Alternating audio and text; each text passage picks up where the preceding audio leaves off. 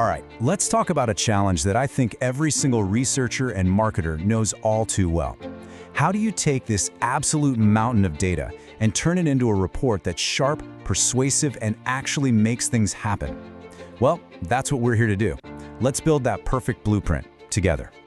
So picture this. You've done all the hard work. The surveys are complete, the interviews are done, the analysis is finally finished. You are literally sitting on a gold mine of information. But now, what? This is the most critical step of all, communicating what you've found. How do you make sure all that effort, all those insights, don't just end up in a file folder somewhere forgotten? You're basically at a fork in the road here. You can either deliver a data dump, just slide after slide of charts and raw numbers, or you can provide actionable insight. A data dump, well, it informs, I guess, but an insight inspires action. So our goal today is to build a report that doesn't just present facts, but actually guides your team to make smarter, better decisions. Now, the great news is you don't have to reinvent the wheel every single time you do this. There is a proven, industry-standard structure that just works. It creates clarity, it commands respect. Think of it like an architectural plan for your report. It guarantees that every single piece of information has a clear purpose and its own special place.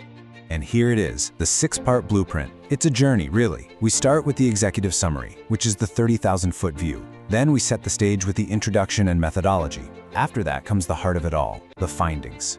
We stay honest with the limitations, and then we finish strong with the conclusion and recommendations. We're going to walk through every single one. Okay, so let's get our hands dirty. Let's see how these pieces actually fit together and build on each other to create something really powerful and cohesive. First up, the executive summary. And I'm going to say it, this is probably the most important page in your entire report. Why? Because your CEO, your client, your stakeholders, they are incredibly busy people. They need the bottom line, and they need it fast. This summary needs to tell the whole story in miniature. What was the problem? What did we do? What did we find? And what should we do now? A little pro tip, write this section last, but always put it first. Next up, the introduction.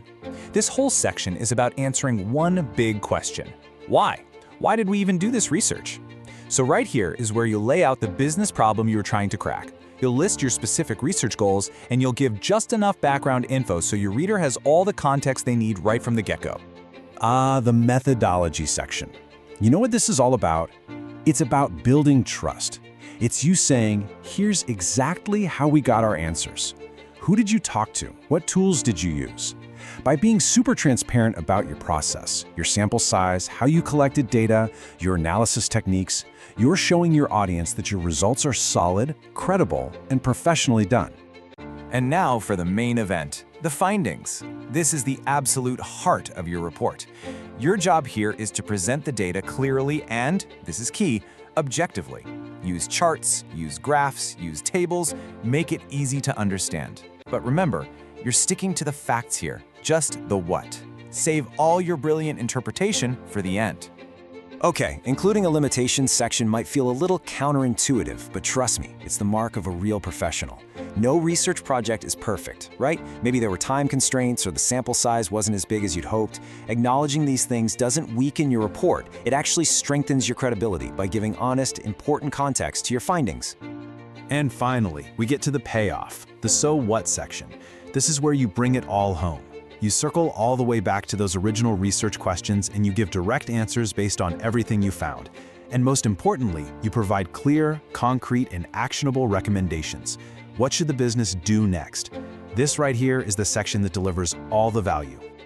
Okay, you've got the structure, the blueprint is solid. But, a truly great report is so much more than just a filled-in template. So now let's talk about how to breathe some life into it. How to make it not just informative, but truly persuasive. Think of it this way. The structure we just went through, that's the skeleton. It's essential. But the narrative you weave around it, that's the muscle. That's the personality. Your job isn't just to report facts, it's to persuade. You need to guide your reader through the data so they arrive at the same logical conclusions that you did. And that really just comes down to 4 key principles. First, know your audience. Are you talking to data nerds or the marketing team? Tailor your language. Second, lead with the so what. Don't make them dig for the good stuff. Put your conclusions right up front. Third, visualize your findings. Seriously, a good chart or graph can be way more powerful than pages of text. And finally, Keep it clear and concise. Just cut the jargon, get straight to the point. You know, everything we've talked about, the structure, the storytelling, the clarity, it all serves one single vital purpose: to transform that messy, complex, raw data into a clear path forward. It's about making the right decision feel like the only decision.